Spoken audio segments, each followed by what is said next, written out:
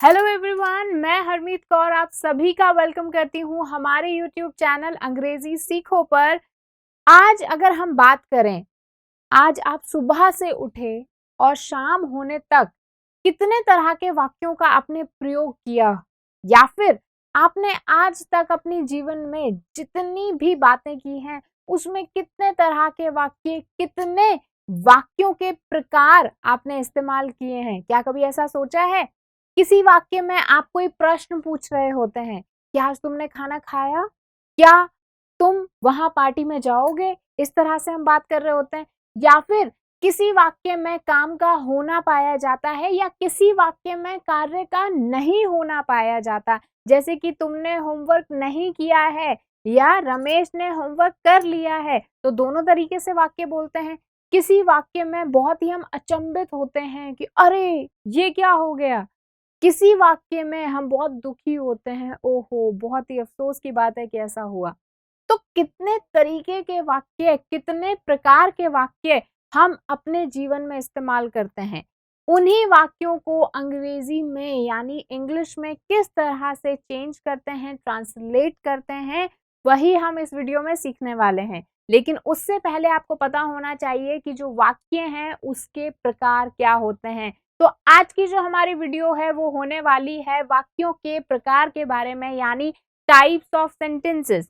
तो चलिए, सबसे पहले मैं बात करूंगी कि आखिर कितने प्रकार के हमारे वाक्य होते हैं। देखिए, वैसे तो कई प्रकार के वाक्य होते हैं, कई कैटेगरीज में डिवाइड किया गया है वाक्यों को, सेंटेंसेस को, लेकिन 5 मुख्य तौर पर मैंने आपके लिए वाक्य लेकर आई हूं, जो कि आपको, अगर आप बेसिक इंग्लिश सीखना चाहते हैं, इंग्लिश बोलना सीखना चाहते हैं, तो ये 5 वाक्य जो हैं ये आपको आने चाहिए। पहला वाक्य है पॉजिटिव सेंटेंसेस यानी सकारात्मक वाक्य। दूसरा हमारा वाक्य है नेगेटिव सेंटेंसेस यानी नकारात्मक वाक्य।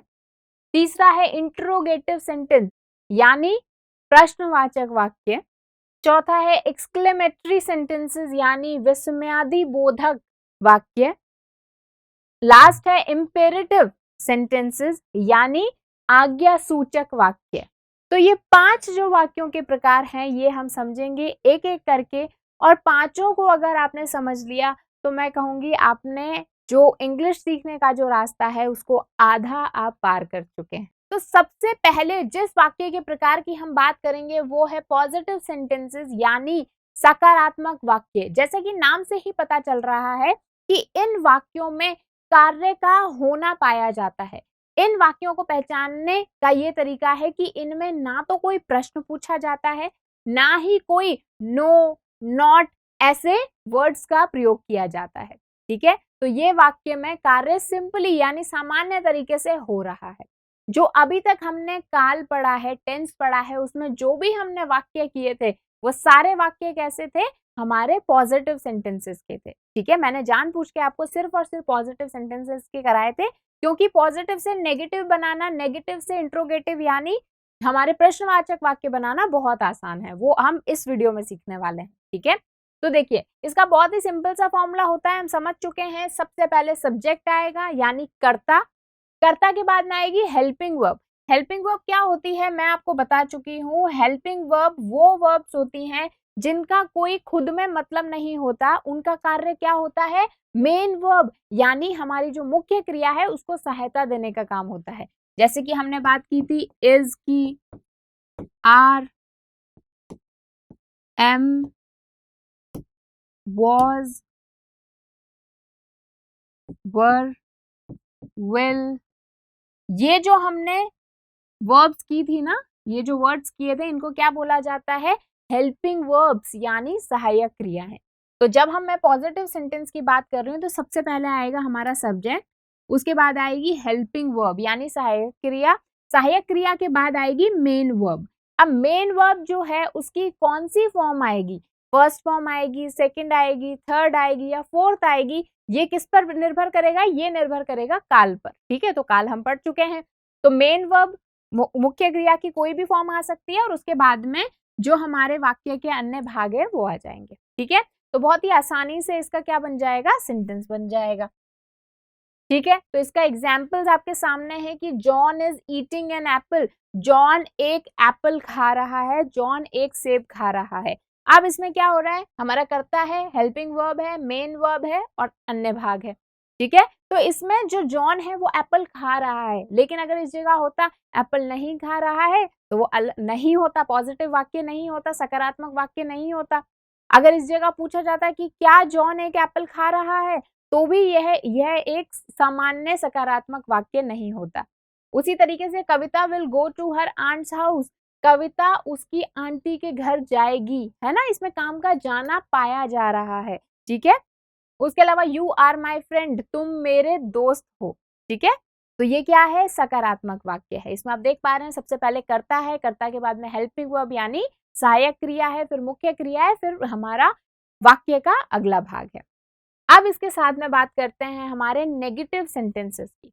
तो जो नेगेटिव सेंटेंसेस होते हैं उनमें नो, नॉट, इस तरह के वर्ड्स पाए जाते हैं। और जो हमारे पॉजिटिव सेंटेंसेस होते हैं यानी जो हमारे सकारात्मक वाक्य होते हैं उनके बिल्कुल उल्टा होते हैं ये। क्योंकि मान लीजिए अगर हमारे सकारात्मक वाक्य कह रहा है कि John is eating an apple, John एक एप्पल खा रहा है, तो नकारात्मक वाक्य क्या कहेगा, जॉन एक एप्पल नहीं खा रहा है। तो हमारे सकारात्मक वाक्यों का बिल्कुल उल्टा क्या हो जाता है, नकारात्मक वाक्य। इसको बनाने का बहुत ही सिंपल तरीका है, देखिए ध्यान से सुनिएगा। आपको पॉजिटिव सेंटेंस बनाना आता है, सकारात्मक वाक्य बनाना आता है। सबसे पहले हम सब्जेक्ट लेंगे, फिर हेल्पिंग वर्ब लेंगे, इतना आता है। हेल्पिंग वर्ब के जस्ट बाद में यानी सहायक क्रिया के जस्ट बाद में क्या लगा दीजिए, नॉट लगा दीजिए। ठीक है, क्या लगा दीजिए, नॉट, NOT। और फिर उसके बाद वही मेन वर्ब, मेन वर्ब की जो भी फॉर्म आपको लगानी है टेंस के अकॉर्डिंग, काल के अनुसार आप लगा दीजिए। और फिर आ जाएगा हमारा वाक्य का अन्य भाग। समझ में आ गया। सबसे पहले कर्ता, कर्ता के बाद हेल्पिंग वर्ब यानी सहायक क्रिया, सहायक क्रिया के जस्ट बाद हमारा क्या लग जाता है, नॉट लग जाता है। नॉट के बाद में आ जाएगी मेन वर्ब यानी मुख्य क्रिया, और फिर आ जाएगा अदर पार्ट। समझ में आया ये चीज, ठीक है। इसके कुछ एग्जाम्पल देख लेते हैं। तो वही जो पहले मैंने सकारात्मक वाक्य में लिए थे उसी के मैंने एग्जाम्पल ले लिए हैं यहाँ पर। तो ये वाक्य है John is eating an apple, तो मैं इसको किस तरह से कन्वर्ट करूंगी, चलिए कन्वर्ट करते हैं। John is eating an apple, तो मैं इसको लिखूंगी जॉन, जॉन लिख दिया। उसके बाद क्या आएगी, हेल्पिंग वर्ब आएगी, जॉन इज। अब मुझे क्या लगाना है, इसको नेगेटिव बनाना है यानी नकारात्मक बनाना है। तो मैं कैसे बनाऊंगी कि जॉन इज, अब क्या आ जाएगा, नॉट, नॉट। और फिर वापस से जिस तरह से मेरी क्या थी, मुख्य क्रिया थी, ईटिंग एन एप्पल। आसान है बहुत, क्या करना है आपको, कुछ नहीं करना। जो ये इज है इसके बाद क्या लगा दो, नॉट। याद रखिएगा जो नॉट लगता है वो हमेशा हमारी सहायक क्रिया के बाद लगेगा, ये बात कभी नहीं भूलनी है। कहाँ लगेगा हमारा नॉट, सहायक क्रिया के जस्ट बाद में। तो John is not eating an apple, ये क्या हो गया हमारा, नकारात्मक वाक्य हो गया। ठीक है, चलिए आगे बात करते हैं। तो नेक्स्ट सेंटेंस देखिए, ये भी मैंने पॉजिटिव जो सेंटेंस अभी हमने किया है ना उसी में से लिया है। तो Kavita will go to her aunt's house, Kavita अपनी आंटी के घर जाएगी। ठीक है, यही सेंटेंस बोल रहा है। चलिए अब इसको नकारात्मक में बदलते हैं। बोलिए, अगर आपको आंसर पता है तो बोलिए, खुद से बात कीजिए, खुद को बताइए कि क्या आंसर होगा। तो ये आंसर होगा कविता विल क्या है हमारी, हेल्पिंग वर्ब है यानी सहायक क्रिया है। तो नॉट कहाँ लगेगा, विल के जस्ट बाद में। कविता विल नॉट, बाकी जैसा सेंटेंस है, go to her aunt's house. Aunt बोला जाता है आंटी को, ठीक है, जिसको हम आंटी बोलते हैं, आंट क्या बोला जाता है, आंट। वो मौसी, बुआ, चाची कोई भी हो सकता है। ठीक है, तो अब ये क्या बोल रहा है कि पहले सेंटेंस क्या था, Kavita will go to her aunt's house, Kavita अपनी आंट के घर जाएगी। अब वाक्य क्या हो गया, नॉट लगते ही विल के जस्ट बाद में हमने नॉट लगाया, तो कविता अपनी आंटी के घर नहीं जाएगी, बिल्कुल ऑपोजिट हो गया सेंटेंस। ठीक है, समझ में आया। चलिए अगला वाक्य देखें जल्दी से। इसमें भी हमने क्या किया, हमने विल के जस्ट बाद में क्या लगा दिया, नॉट लगा दिया। ठीक है, अगला वाक्य है यू आर माई फ्रेंड, तुम मेरे दोस्त हो। अब देखिए इसमें सिंपल सा इसको नेगेटिव बनाने का क्या तरीका है, इसमें से हेल्पिंग वर्ब ढूंढो। कहाँ है सहायक क्रिया, ये रही सहायक क्रिया यू, यू के बाद में क्या है आर, तो आर क्या है हमारी सहायक क्रिया है। So you are not my friend, तुम मेरे दोस्त नहीं हो। यू आर माई फ्रेंड मतलब तुम मेरे दोस्त हो, और you are not my friend मतलब तुम मेरे दोस्त नहीं हो। तो देखा आपने कितनी आसानी से हमने हमारे जो सकारात्मक वाक्य थे, पॉजिटिव सेंटेंसेस थे, उनको क्या बनाया, हमने उनको बनाया नकारात्मक वाक्य। ठीक है, तो आई होप आपको ये समझ में आया होगा। अभी आपको क्या करना है, अगर आपको ये समझ में आया ना, कि अगर आपको पता चल गया है कि किस तरह से हम सकारात्मक को नकारात्मक बनाते हैं, तो अभी आप वापस जाइए टेंसेस वाले चैप्टर में। उन टेंसेस वाले चैप्टर्स में जितने भी हमें वाक्य किए हैं ना, उनको आप क्या कीजिए, उठाइए और उनको क्या बनाइए, नेगेटिव बनाइए, नकारात्मक बनाइए। बहुत ही आसान है। हेल्पिंग वर्ब के बाद में क्या लगाना है, नॉट लगाना है, बाकी पूरा वाक्य वैसा ही रहेगा। अब जहां आपको हेल्पिंग वर्ब मिल जाए वहां तो बहुत ही अच्छा है, बहुत ही आसानी हो जाएगी। लेकिन तब क्या करेंगे जब हमें हेल्पिंग वर्ब दिख ही नहीं रही है एक वाक्य में। ठीक है, जैसे मैं आपसे पूछती हूं, अगर आपको ये वाक्य दिया हुआ है कि sun rises in the east, ये वाक्य किया था हमने। ठीक है, ये हमारा क्या था, प्रेजेंट सिंपल का वाक्य था। ठीक है, सामान्य वर्तमान काल का वाक्य था, sun rises in the east. अब मैं आपको बोलती हूँ चलो बेटा इसको क्या बनाओ, नेगेटिव बनाओ, नकारात्मक बनाओ। तो आप बोलेंगे चलिए मैम ने हमें क्या बताया था कि जो हमारी हेल्पिंग वर्ब है उसके बाद में क्या लगा दो, नॉट लगा दो। लेकिन यहाँ पे तो हमें नॉट दिख ही नहीं रहा है, नॉट हमें नहीं दिख रहा, लेकिन हमें नॉट लगाना है तो हमें तो हेल्पिंग वर्ब भी नहीं दिख रही। क्या आपको हेल्पिंग वर्ब दिख रही है यहाँ पे, किसके पीछे नॉट लगाओगे, कहाँ नॉट लगाओगे, मर्जी से कहीं भी नॉट लगा दोगे। नॉट लगाने का एक रूल मैंने आपको बताया, क्या, कहाँ लगाओगे नॉट, हेल्पिंग वर्ब के बाद में। लेकिन इस सेंटेंस में, इस वाक्य में हमें तो हेल्पिंग वर्ब ही नहीं दिख रही। तो अब क्या करें। ठीक है, तो यही अब सबसे बड़ी कहते हैं पजल है आपके लिए कि किस तरह से इसको सॉल्व करेंगे। तो उसके लिए ना वीडियो ध्यान से देखिएगा। तो ये हमारे सामने कुछ वाक्य हैं जिनमें आपको हेल्पिंग वर्ब यानी सहायक क्रिया नहीं दिख रही है, लेकिन सवाल ये आता है कि इसमें हम किस तरह से नॉट लगाएं और किस तरह से इस वाक्य को नकारात्मक बनाएं। तो देखिए, जब किसी वाक्य में सहायक क्रिया आपको नहीं दिख रही है तो इसका मतलब ये नहीं है कि वहां सहायक क्रिया नहीं है। बिना सहायक क्रिया के एक वाक्य नहीं बन सकता। ठीक है, तो अब देखिए जैसे कि पहले वाक्य पर गौर करते हैं, तो Rahul likes chocolate cake, Rahul को चॉकलेट केक बहुत पसंद है, या राहुल को चॉकलेट केक पसंद है। ठीक है, ये हमारा वाक्य है। अब यहाँ पर ये राहुल हो गया क्या, हमारा कर्ता। ठीक है, लाइक्स हमारी क्या हो गई, क्रिया हो गई, क्योंकि कार्य हो रहा है। पसंद करना किसी चीज को या पसंद होना क्या है, क्रिया है। ये हमारा अदर पार्ट हो गया, अन्य भाग हो गया। ठीक है, समझ में आ गई।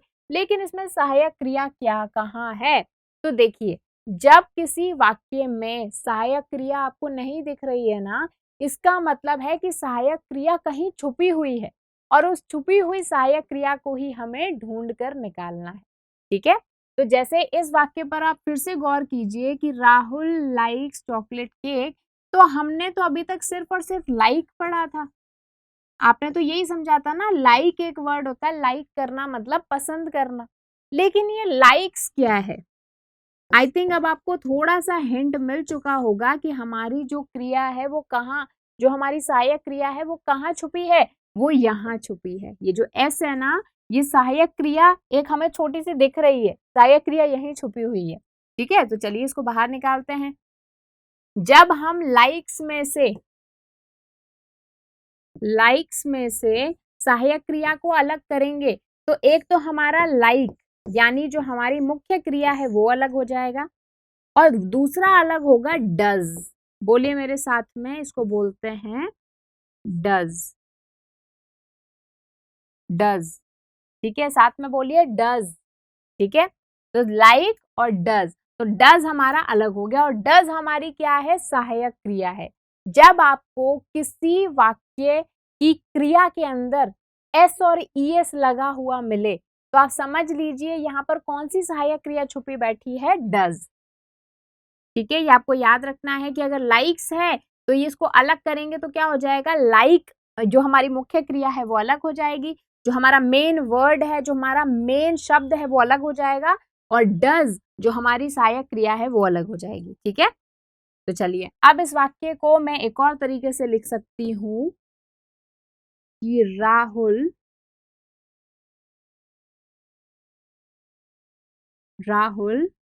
डज लाइक, अब ये लाइक्स नहीं रहेगा क्योंकि डज निकाल लिया है ना हमने, तो डज लाइक चॉकलेट केक। ठीक है, इस वाक्य को मैं इस तरह से भी लिख सकती हूँ। लेकिन जब हम बात करते हैं ना, जब हम अंग्रेजी बोलते हैं तो इस तरह से बोलना सही नहीं रहता, यानी बहुत अजीब सा लगता है। मैं बोलूं राहुल लाइक्स चॉकलेट केक तो ये सही है, लेकिन अगर मैं बोलती हूँ Rahul does like chocolate cake तो ये गलत नहीं है ग्रामेटिकली, लेकिन ऐसा बोला नहीं जाता है। ठीक है, तो Rahul does like chocolate cake, अब इसमें क्या हो गया, हमारी सहायक क्रिया बाहर निकल के आ गई है। ठीक है, तो अब सहायक क्रिया निकल के आ गई है तो इसको हमें नकारात्मक बनाना बहुत आसान हो गया, नॉट लगा दीजिए। तो राहुल लाइक्स चॉकलेट केक यानी राहुल को चॉकलेट केक पसंद है। अभी अगर मैं बोलूं Rahul does not like chocolate cake यानी राहुल को चॉकलेट केक नहीं पसंद है। समझ में आया, बहुत ही आसानी से हमने सहायक क्रिया को अलग किया। ठीक है, कुछ और एग्जाम्पल देती हूं, जैसे कि मान लो गोज, गोज आपको किसी वाक्य में दिख रहा है तो गोज को आप कैसे बदलेंगे, एक तो आपका गो अलग हो जाएगा और इसमें क्या हो जाएगा, डज। ठीक है, उसी तरीके से मान लीजिए आपको दिया हुआ है कि लव्स, तो लव्स में आपका क्या हो जाएगा, एक तो लव अलग हो जाएगा और आपका क्या हो जाएगा, डज अलग हो जाएगा। तो हेल्पिंग वर्ब जो है वो आगे आ जाएगी यानी कर्ता के जस्ट बाद में। ठीक है, तो इस तरह से आप जहां भी आपको क्रिया के साथ में एस और ईएस लगा दिखे और आपको पता चल रहा है कि हमारे वाक्य में कोई सहायक क्रिया है ही नहीं, तो आप इस तरह से अलग करेंगे। समझ में आ गया, चलिए अब दूसरे वाक्य को देखते हैं। दूसरा वाक्य है I go to the park every morning, मैं हर सुबह पार्क जाता हूँ। ठीक है, इस वाक्य को मुझे क्या बनाना है कि मैं हर सुबह पार्क नहीं जाता हूँ, तो मैं नहीं कैसे लगाऊंगी, नॉट लगा के। लेकिन नॉट कहाँ लगाऊं, हेल्पिंग वर्ब के बाद में, लेकिन हेल्पिंग वर्ब क्या आपको दिख रही है, नहीं। एस और ईएस वाला हम कर सकते हैं, लेकिन क्या आपको यहाँ पर क्रिया जो है गो, क्या आपको गो में एस और ईएस दिख रहा है, नहीं दिख रहा, तो अब क्या करें। ठीक है, तो अब देखिए इसका भी बहुत आसान सा तरीका है कि अगर आपको कोई भी क्रिया नहीं, क्रिया में एस और ईएस नहीं दे रखा, कोई भी सहायक क्रिया नहीं दे रखी और आपको सिर्फ और सिर्फ फर्स्ट फॉर्म दे रखी है क्रिया की, क्रिया का पहला रूप दे रखा है, तो गो जो है वो क्रिया का पहला रूप है, तब आपकी जो क्रिया अलग होगी वो गो आपका साइड में आ जाएगा और दूसरा हो जाएगा डू। बोलिए मेरे साथ, डू। ठीक है, डू अलग हो जाएगा। एक और एग्जांपल लेते हैं, मान लीजिए आपको दिया होता लाइक्स की जगह पर लाइक दिया होता। ठीक है, लाइक दिया होता तो इसमें से लाइक अलग हो जाता और क्या अलग हो जाता है, डू। समझ में आया, और एग्जाम्पल ले लेती हूं, जैसे आपका एक एग्जाम्पल है विन, विन मतलब जीतना। अगर आपको वाक्य में सिर्फ और सिर्फ विन दिया हुआ है और आपको उसको क्या बनाना है, नकारात्मक बनाना है, तो विन में से हेल्पिंग वर्ब कैसे निकलेगी, विन, और दूसरा क्या हो जाएगा, हेल्पिंग वर्ब क्या हो जाएगी, डू। ठीक है, तो जब आपको एस और ईएस दिया हो तो हेल्पिंग वर्ब क्या होती है, डज, क्या होती है, DOES, डज। और जब आपको कोई भी एस और ईएस नहीं दिया हुआ, सिर्फ और सिर्फ क्रिया का पहला रूप दिया हुआ है, तो क्या हो जाएगी हमारी हेल्पिंग वर्ब यानी सहायक क्रिया क्या हो जाएगी, डू। ठीक है, तो चलिए इस वाक्य को बनाते हैं, तो I do go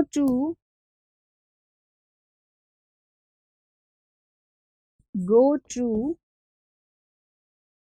the park every morning.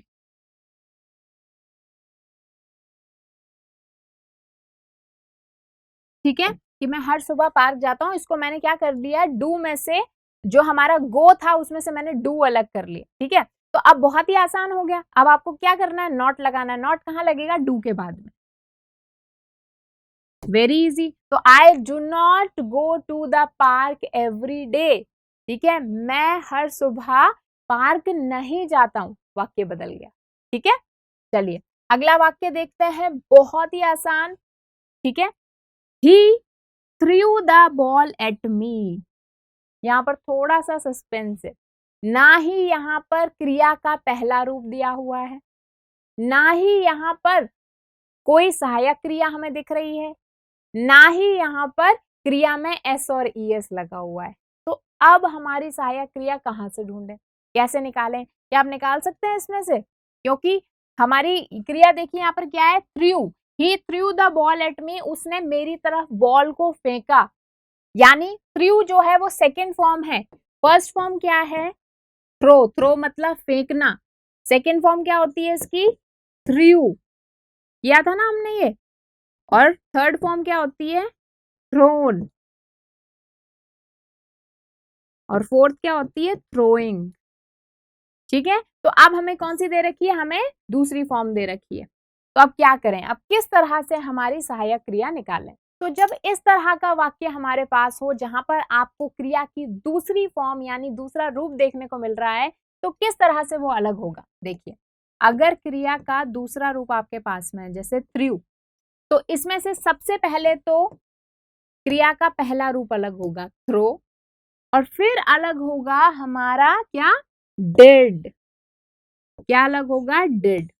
जब भी आपको क्रिया का पहला रूप दिया हुआ है तो उसमें सहायक क्रिया कौन सी छुपी हुई है, डू।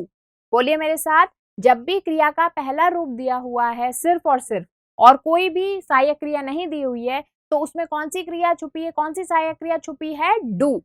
जब फर्स्ट फॉर्म में पहले रूप में एस और यस लगा हुआ है तो कौन सी सहायक क्रिया छुपी है, डज।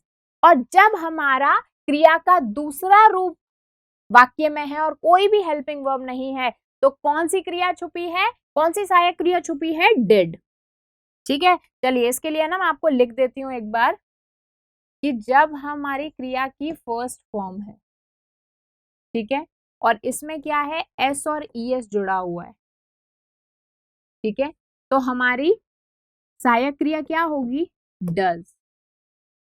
ठीक है, जब हमारी क्रिया का फर्स्ट फॉर्म है यानी पहला रूप है और एस और ईएस नहीं है, सिर्फ और सिर्फ फर्स्ट फॉर्म दी हुई है, तो हमारी सहायक क्रिया क्या होगी, डू। और जब हमारी क्रिया का दूसरा रूप है यानी सेकंड फॉर्म है, तो हमारी सहायक क्रिया क्या होगी, डिड। समझ में आया, बस इतना सा आपको समझ। ठीक है, अब इस वाक्य को हम बना सकते हैं, चलिए वर्बली बनाते हैं। He threw the ball at me।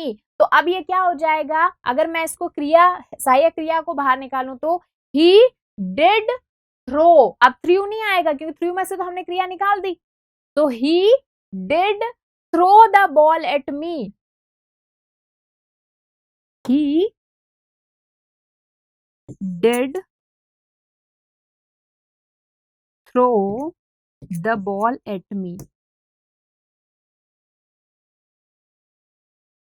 ठीक है, और इसको नेगेटिव बनाना, नकारात्मक बनाना बहुत ही आसान हो गया कि he did not throw the ball at me. ठीक है, बहुत ही आसान हो गया कि सबसे पहले वापस से रिपीट करती हूं मैं, फर्स्ट फॉर्म में एस और ईएस लगा हुआ है तो डज सहायक क्रिया अलग होगी। अगर फर्स्ट फॉर्म में कुछ भी नहीं लगा हुआ, एस और ईएस नहीं लगा हुआ और कोई सहायक क्रिया नहीं दिख रही, तो उसमें से कौन सी सहायक क्रिया अलग होगी, डू। और अगर सिर्फ और सिर्फ सेकेंड फॉर्म दे रखी है हमें तो कौन सी सहायक क्रिया अलग होगी, डिड। ठीक है, चलिए अब मैं आपको एक छोटी सी चीज बनाने वाली हूँ। ठीक है, आपने कभी ऐसा हुआ है कि स्कूल में है या फिर कुछ आप ऐसा काम कर रहे हैं और कोई दूर से चिल्लाता है, नो नो नो डोंट।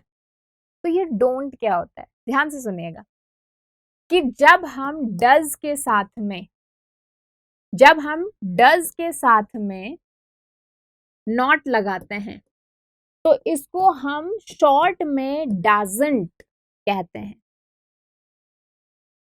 इसको हम शॉर्ट में क्या कहते हैं, डजंट। बोलिए मेरे साथ में, डजंट। तो जैसे राहुल लाइक्स चॉकलेट केक, हमने इसको क्या बनाया था, Rahul does not like chocolate cake, तो उसको हम शॉर्ट में क्या बोलेंगे, Rahul doesn't like chocolate cake. ठीक है, शॉर्ट कर दिया हमने, शॉर्ट फॉर्म का जमाना है आजकल तो। ठीक है, अगर डू है, डू में हमें नॉट लगाना है तो वो क्या हो जाएगा, डोंट। डोंट। जैसे कि I go to the park every morning, हमने इसका क्या बनाया था, I do not go to the park every morning, तो उसको क्या बोल सकते हैं कि I don't go to the park every morning, यानी डू और नॉट मिलके क्या बन गया, डोंट। ठीक है, वैसे ही जब डिड के साथ में नॉट लगता है तो ये क्या बन जाता है, डिडंट।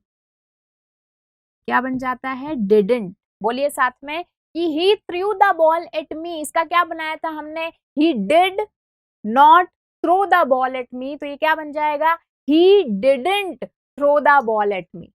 समझ में आया। तो डज प्लस नॉट मिलके डजंट, डू प्लस नॉट मिलके डोंट, डिड प्लस नॉट मिलके डिडंट। ठीक है, तो आई होप आपको अब समझ में आया होगा कि पॉजिटिव अगर वाक्य दिया हुआ है आपको तो उसको नकारात्मक यानी नेगेटिव सेंटेंस किस तरह से बनाए। पहला तरीका क्या था, जब हमें सहायक क्रिया दी हुई थी, दूसरा तरीका था जब सहायक क्रिया नहीं दी हुई थी। ये दोनों ही हमने अच्छे से समझे हैं।